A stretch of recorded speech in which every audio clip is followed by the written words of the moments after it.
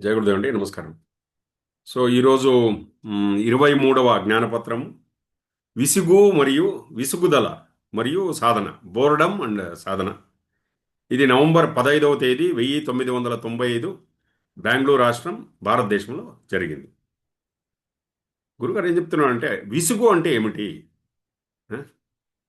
ఆ, ఏదైనా ఒక ఆలోచన మళ్ళీ మళ్ళీ అదే మనసులో తిరుగుతూ ఉంది, దానిపైన ఆసక్తి లేదు, లేకపోతే ప్రేమ లేదు, అదే ఆలోచన మళ్ళీ మళ్ళీ తిరుగుతోంది, దాన్ని విసుగు అంటారు. అది మనల్ని విసుగు వైపు తీసుకువెళ్తుంది. మ- మ- మనస్సు ఒకే రకమైన స్థితి, మొనాటనస్ స్టేట్కి తీసుకెళ్ళిపోతుంది. ఇది మన ఆత్మ వైపు అది మేఘంలాగా కమ్మిపోతుంది. అది అర్థమవుతుంది కదా, దాన్ని విసుగు అంటారు. ఉం? ఆ. సో మనం చేసే సాధన, ఆ, ఇది కూడా ఒక రకమైన మళ్ళీ మళ్ళీ రిపిటేషన్, అంటే మళ్ళీ మళ్ళీ చేస్తూ ఉంటాం. దాని యొక్క ఉద్దేశం ఏమిటి? ఈ విసుగుని తొలగించడానికి, మన ఆత్మతో ఏకమవడానికి. ఆ? సో ఆ, మనం చేసే సాధన కూడా ఒక్కొక్కసారి విసుగుని కలుగజేస్తుంది. అయితే దీన్ని చేసుకుంటూ పోవాలి. ఉం? అప్పుడేమవుతుందంటే, ఈ విసుగు లోపల మనం తీక్ష్ణంగా దాని లోపల దూరిపోయి అది ధ్వంసమైపోతుంది. ఆ? సో అందుకోసమే ఒక్కొక్కసారి చేసే సాధన కూడా మళ్ళీ మళ్ళీ చేస్తున్నాం, మళ్ళీ మళ్ళీ చేస్తున్నాం అని అనిపించినా కూడా దాన్ని వదలకూడదు, చేస్తూ పోవాలి. ఆ?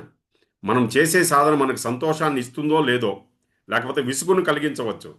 అయితే దాన్ని చేస్తూ పోవాలి.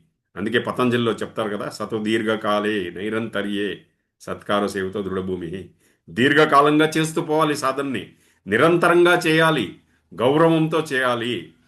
విసుగు కలిగిన ఎటువంటి మనస్సు అటువంటి భావోద్వేగాలు కలిగిన సాధనని వదలకూడదు, చేసుకుంటూ పోవాలి. ఎప్పుడు మనం చేసే సాధన ఈ మనస్సు పైన అది అధికారం, అంటే అధిగమిస్తుందో, అప్పుడు మనం విసుగు నుంచి బయట వచ్చేస్తాము. ఈ ప్రేమ అనేది ఉంది చూడండి, అది మళ్ళీ మళ్ళీ రిపీట్ అవుతూ ఉంటుంది. ఇప్పుడు ప్రేమికులు చూడండి, నేను నిన్ను ప్రేమిస్తున్నాను, ఎన్ని 1000 సార్లు చెప్పినా వాళ్ళకి తృప్తి అనేది ఉండదు. అలాగే ప్రేమ పత్రాలు, మళ్ళీ దాంట్లో ఏముంటుంది సబ్జెక్టు, అదే ఉంటుంది, విషయము పెద్ద విషయమే ఉండదు, ప్రేమ గురించి మాట్లాడుకుంటుంటారు. అక్కడ విసుగు అనేది, విసుగుదల అనేది ఉండదు. ఓకే. ఎందుకంటే అక్కడ అంతా ప్రేమే. ఆ? సో ఈ గురువుగారు ఇంకో విషయం చెప్తున్నారు.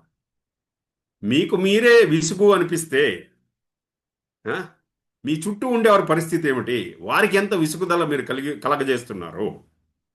ఆ? సో ఈ విసుగుని ఎలా మనం దూరం చేసుకోవచ్చు అంటే, లోతైన సాధన, లోతైన ధ్యానము నుంచి లేచి కూర్చోండి. లేచి కూర్చొని, ఓకే, ఈ విసుగుదలని తొలగించుకోండి, సాధన చేస్తూ ధ్యానం చేస్తూ. జై గురుదేవుడి. ఓం.